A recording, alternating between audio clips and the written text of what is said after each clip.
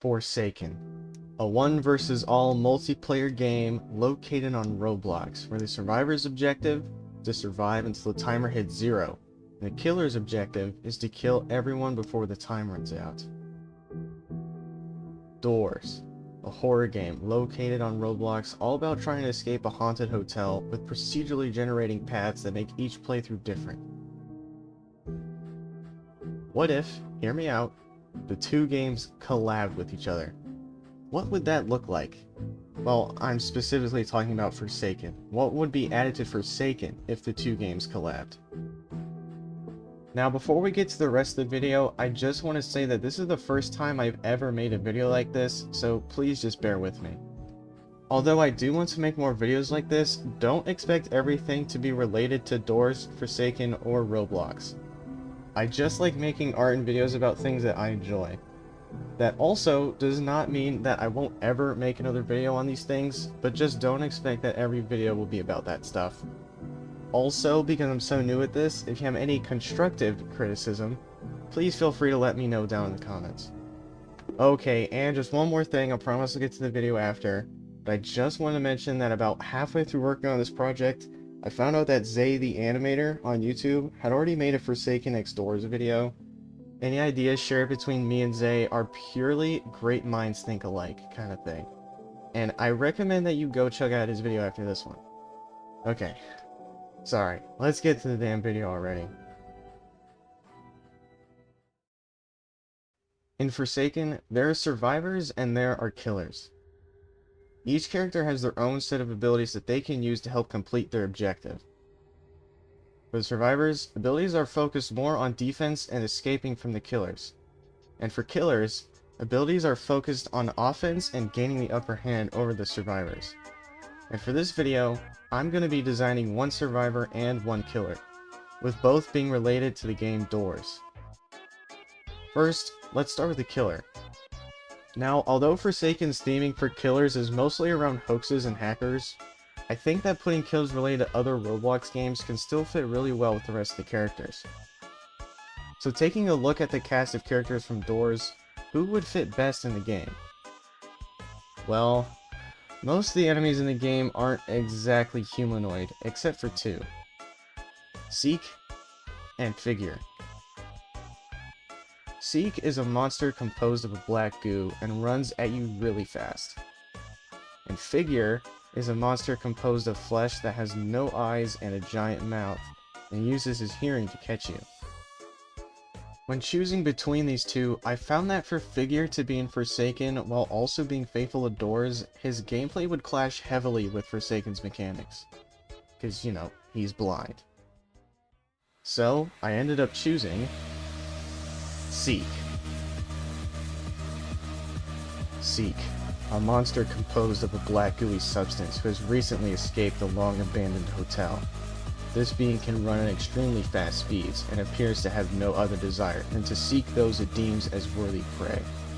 Although it may seem that this being can do nothing more than just run, it does have a few surprising tricks at its disposal. For this design, I didn't want to just directly copy what Seek looks like from Doors, so I changed his design to fit Forsaken's art style and to also make him a little more creepy. As you can see, his eye is the biggest change. I felt that the sideways and pointy eye made for a more menacing design. I also made his arms longer than normal Robloxian, just to mess with his proportions a little bit for that extra creep factor. And here's Jason's design from Forsaken, just for reference. I also turned his hands into big balls of goof because otherwise I feel like his main method of attack would just be him slapping survivors. Before moving on to Seek stats, I just want to say that I'm definitely not the best at balancing things, so just take all of these stats with a grain of salt. For Seek stats, I wanted to play around with this core mechanic from Doors of him being able to run really fast. Although in Forsaken, speed is a huge advantage for both survivors and killers, so I didn't want to get too crazy with it. But to compensate for his faster sprinting speed, I made his walking speed lower than average, along with changing how his stamina works. His total stamina is lower, but he gains stamina slightly faster than other killers. I wanted to encourage a sprint bursting kind of playstyle for him, where you need to time when you sprint and when you don't in order to effectively catch survivors. Now let's move on to his abilities, starting with his one and only passive, Semi-Solid Body. Whenever Seek is stunned, parts of its body fly off and create 3 puddles around itself. These puddles would only be about as big in diameter as the survivors, and these puddles slow down survivors if stepped on, giving slowness 1 for as long as the survivors in the puddle and 1 second after they leave the puddle. In order to not discourage stunning Seek, survivors who damage Seek are immune to these puddles for 1.5 seconds.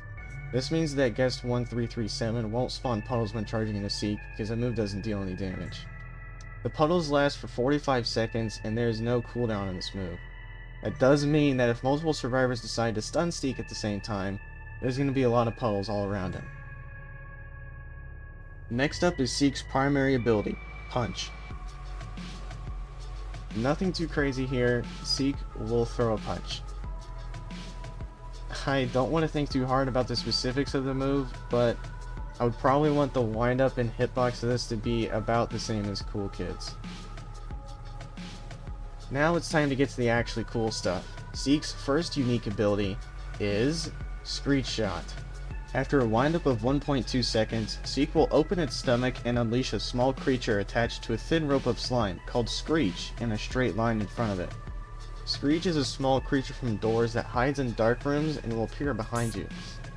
And if you don't look at him in time, he'll bite you. When coming up with this ability, I originally wanted Screech to be faithful to how he is indoors, and so this move used to be a projectile, and if a survivor got hit by the projectile, they would stop moving and have to look at Screech before he bites you. But due to how weird the mechanic of looking at Screech before he bites you is, and also to how similar it is to 1X's entanglement move, I decided against it. Instead, I turned the move into a long-range melee attack that is kind of similar to Chance's Flintlock ability. This attack has a long range of 70 studs, but does not go through walls. I can see this move being pretty easy to hit up close, which is the main reason why I didn't want to go through walls. That way, survivors can quickly turn corners to dodge it. Also, I think it'd be pretty weird seeing Screech just burst through a wall and hit you. To add a reward other than damage for hitting this move, survivors hit by this attack are given slowness 1 for 3 seconds. I also think that every killer should have a move that's easy to punish if they miss, but honestly, if there was end lag on this move, I think it would be terrible. So I think survivors should treat this move similar to how 1X's Mass Infection works, where there's a long windup and not much end lag, meaning you need to stun him during the windup. For Seek's next ability, we have Pursuing Instincts. Seek will scream and sprout eyes all over its body, revealing all survivors within a 100 stud radius and granting Seek Speed 1, Weakened 1, and Susceptible 1 for 8 seconds. Okay, if any of you have played Forsaken, you probably noticed that those last 2 status effects aren't in the game, and if you did think that, you'd be right. I made them up. But I think these new effects are a good addition to the game, and maybe they could even be put on other killers. Weakened makes you deal 20% less damage per level, and Susceptible makes you take 20% longer stuns per level. These new effects are how I decided to balance Seek's ability of granting speed and survivor auras. Out of the 2 effects, I think that Susceptible is the most interesting, as it makes you as the killer have to think more about avoiding getting stunned, and it makes survivors who can stun think about trying to time stunning the killer perfectly. Looking at this move, I think there are a lot of downsides just to get a speed boost, but I really do think that it's necessary because speed is such a huge advantage in Forsaken, and being able to just press a button and gain speed is really too strong. For Seek's third unique ability, we have Surveillance Pod. Seek will seep part of itself into the ground and create a surveillance pod. These pods act as blockades and cameras for Seek. Any survivors that walk into a 40 stud radius of this pod are revealed to Seek as long as they are within the radius, and they are revealed for an additional 2 seconds after they leave the radius. However, these pods cannot see through walls. Survivors can walk through the pods, though it will inflict slowness 2 as long as they are in the pod and an additional 2 seconds after they leave it. To make sure that survivors have some sort of counterplay to this ability, survivors are also able to remove these pods by interacting with it and completing a short puzzle. This puzzle will be a little mini-game sort of thing, where you have to move the eye marker around the loop and into the center 3 times. Only one survivor can do this at a time though. Also, the size of these pods would be slightly smaller than John Doe's digital footprint puddles. There also can be a max of 3 surveillance pods at any given time. Originally, I had it set this ability would let you throw it like a projectile so you could stick it on the walls, but I changed it so that there could be a way to remove pods as a survivor, because I really do think that something like this needs some sort of counterplay. For Seek's final ability, we have Re-emerge. Seek will completely submerge into the ground and re-emerge in a selected surveillance pod. When Seek emerges from a surveillance pod, it will destroy it. A sound will play when Seek submerges that every survivor can hear, but only survivors within a 35 stud radius of the pod Seek is re-emerging from will hear a sound. As a visual indicator, the surveillance pod will also start bubbling before Seek re-emerges from it. Because I think teleportation is a really strong ability for the killer, the time that it takes for Seek to submerge and re-emerge is 5 seconds. Also, this can't be cancelled through stunning, mostly because Seek will submerge very quickly and re-emerge slowly, but also because that would probably mess up the coding of teleporting somehow. Also, Seek's vision will be completely black until the last second of his re-emergence, so that way survivors might have a chance to hide before he appears. So that about wraps up what Seek would be able to do. But just to showcase almost everything that Seek would do in game, here are some bonus drawings of what his kill animation would be like. Seek would grab the player, cover their upper torso and head with goop, and then they would splat on the floor. The goop on the survivor's corpse wouldn't slow other survivors down, because I think that'd be kind of hard to code, and also because it's really just unnecessary for his moveset.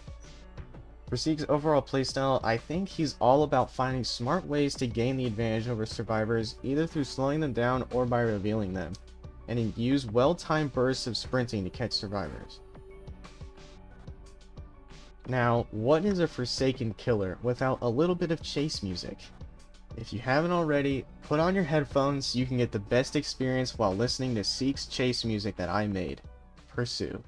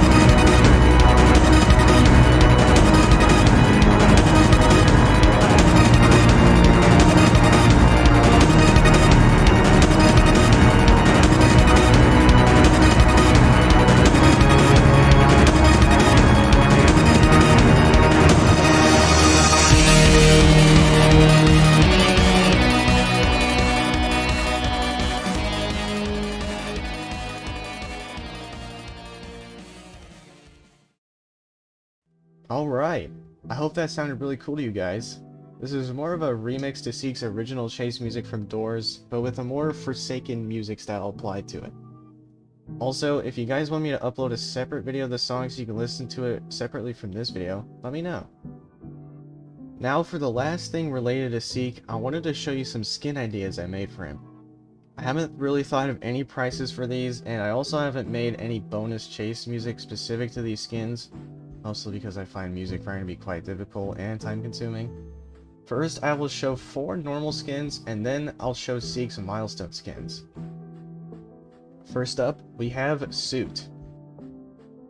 This skin is meant to reference this badge icon from Doors, which itself is a reference to a meme of whoever this cool guy is sitting in a chair.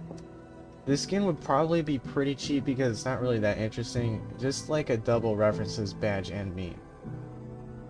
Next up is Original. This skin is obviously meant to imitate Seek's original design from Doors, hands included. It's not the exact same, as I still had to make the skin fit Forsaken's proportions. Next up is a silly one, Screech. This skin is literally just Seek, but his head is replaced with Screech. There are so many joke skins in Forsaken, so I knew I just had to include one for this character. For the last regular skin, we have Corrupt Figure. If any of these skins deserve a custom chase song, it's definitely this one. Just like the joke skins, every character in Forsaken has to have some sort of really awesome skin too. This skin would have unique sounds, and also, for the Screech shot move, Screech would shoot out of Figure's mouth rather than its stomach. Now for the milestone skins. I wanted to do the style of having each new milestone progress off of the previous skin, just like how Elliot's and John Doe's milestone skins are. Also, I wanted to have this be related to a mysterious red light character from Doors, commonly referred to by fans as Mischievous Light, although the character does not have an official name, so I prefer to call it Malicious Light. With Milestone 1, it's mostly Seek's normal model but with a mouth, and as you can see, his goop is now red and his eye features Malicious Light's symbol. Moving on to Milestone 2, Seek gained some spikes on his fists and arms. I really wanted to emphasize spikes in this design to kind of contrast Seek's mostly rounded appearance. For Milestone 3, Seek gets spikes on his shoulders and one on his head. As for the final milestone, Seek gains a super dope stomach mouth because, you know, why the hell not? So that's gonna wrap up the first part of this video. Now I'm gonna talk about what Doors related survivor would be added to Forsaken. Now, when thinking of a human character from Doors, there aren't any, which makes it quite difficult to come up with a survivor. However, there is one character that can be considered a good guy. That character is a non-corporeal being that takes the form of light called Guiding Light. Essentially, this character helps the player by highlighting objectives, protecting you from monsters, and by giving you advice on how not to die during your next playthrough. So, because this character's design is literally just a symbol of the moon and some blue light, I have to get kind of creative here. How am I going to take this light character and turn them into a Forsaken survivor? Well, through the power of anthropomorphism, I present Guiding Light. Guiding Light, a mysterious deity who has taken a corporeal form in order to assist those in need. This deity is said to be one of 3 celestial architects. Guiding Light can be differentiated by the other architects through its blue color and moon symbol. This deity uses its magical powers to guide people to safety and to protect others. Alright, look, I know what you're saying. A woman in Forsaken? How could you? Just hear me out. There's already female characters in Forsaken, bruh. Just look at the Lulu skin for Elliot or Girl Guest 1337. Who the hell would ever buy this? Plus, I think this cast of survivors really needs some estrogen thrown in the mix. Also, I like women and they're fun to draw. Anyway, for Guiding Light, I wanted to make a design that embodies Guiding Light's characteristic from Doors. For the outfit, I wanted something kind of genie-like and magical. Also, just so you can better recognize this character as Guiding Light, I gave her a little necklace with Guiding Light symbol on it. Here are the faces that Guiding Light would have when doing certain actions. As a fun little bonus thing, because Guiding Light isn't human, when she gets killed, she'll blow up into a bunch of blue sparkles rather than leave a corpse behind. Now, let's move on to Guiding Light's stats. Guiding Light would be a support class, but with the standard survivor health total of 100.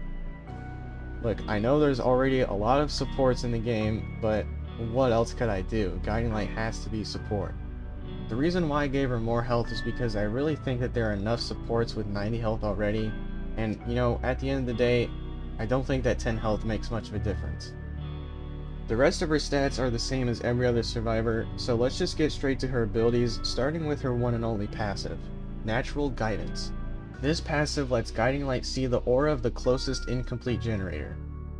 I came up with this ability from how Guiding Light will mark objective items such as keys and fuses and doors. Overall, this might be a pretty weak passive, but I don't think passives should be super strong anyway. For Guiding Light's first ability, if you played Doors you probably saw this coming, we have Crucifix. Guiding Light will manifest a crucifix and throw it in front of them. After 1 second, the crucifix will become active and any killer that walks into the range of the crucifix will be bound by chains for 3 seconds before breaking free. This ability is directly taken from the crucifix item in Doors, although it does work a little bit differently.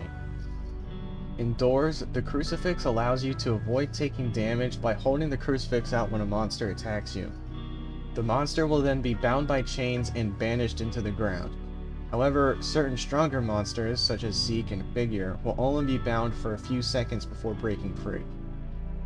This move will act similarly to how Taft's Subspace Trip Mine ability works, in the sense that Guiding Light will throw the item on the ground and it can collide with walls, and how it triggers when the killer gets near it.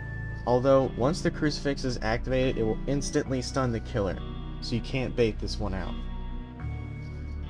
After the crucifix hits the ground, it will despawn after 15 seconds if it's not used.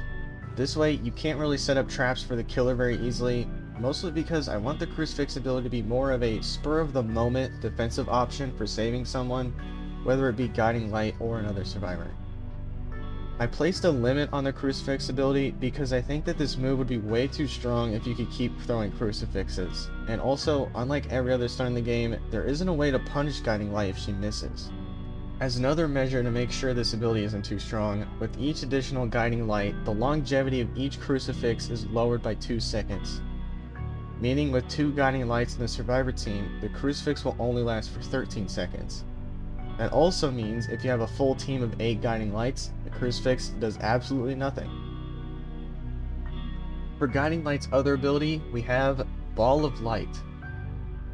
After a 1.5 second windup, Guiding Light will send forth a ball of light in a straight horizontal line. This ball is 10 studs in diameter and travels at 2 studs per second per 20 seconds, and it can travel through walls. If the killer enters the ball of light, they are revealed to Guiding Light and any other survivor within 150 studs of Guiding Light. This effect only lasts while the killer is within the ball of light and it does not linger when they leave it. Also, to make sure this ability isn't too strong, the diameter of the ball of light gets 0.5 studs smaller with each additional Guiding Light on the survivor team. I came up with this ability as I think it still fits Guiding Light's theming of showing people objectives and stuff, plus I think there needs to be more ways to reveal the killer.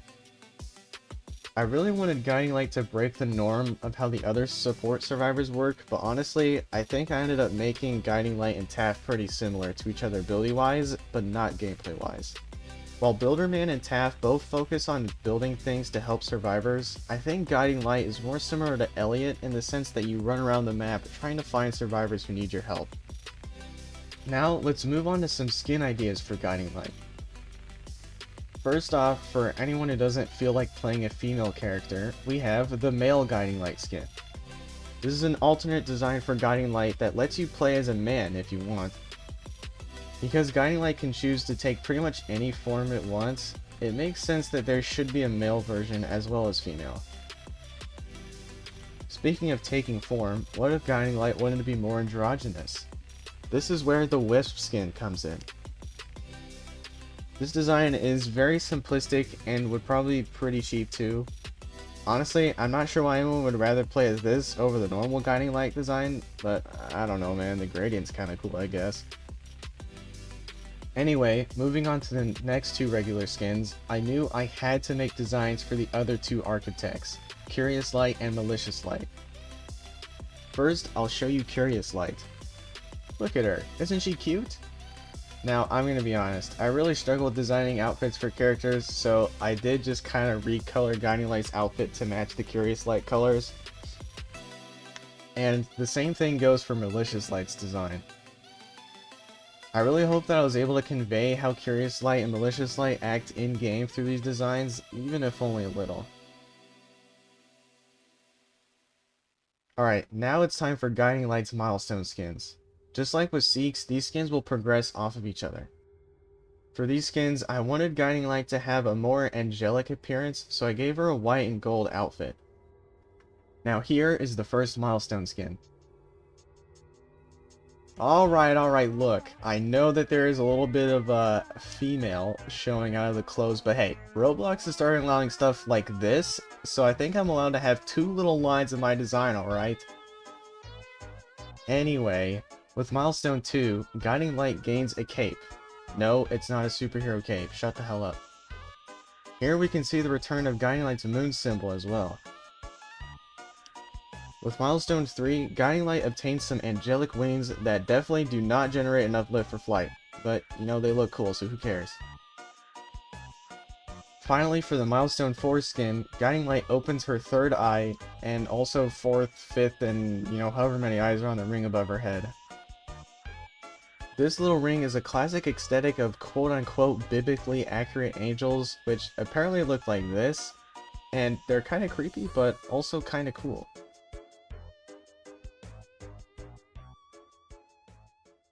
So that covers everything related to these new characters that I've designed for Forsaken. Except there is one more thing. In Forsaken, there's a mechanic called Last Man Standing, which is when there's only one survivor and one killer remaining. The time suddenly jumps to exactly 1 minute and 13 seconds, and the survivor and killer can see each other for a few seconds.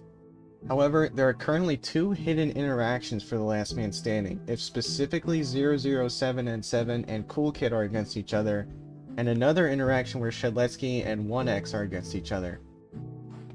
If this happens, the clock jumps to 1:30 and a unique song plays as the two battle it out.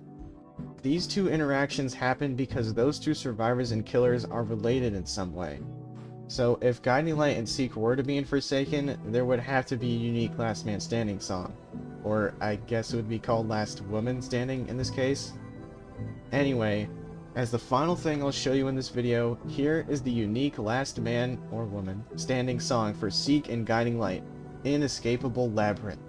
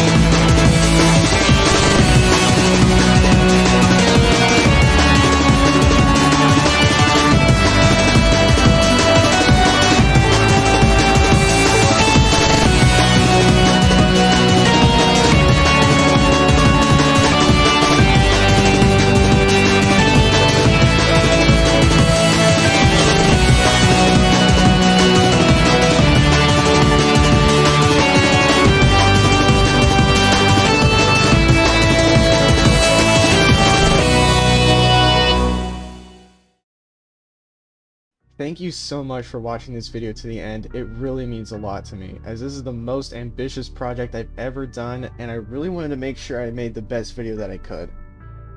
Of course, if there's any feedback that you might have for me, I'd love to hear it.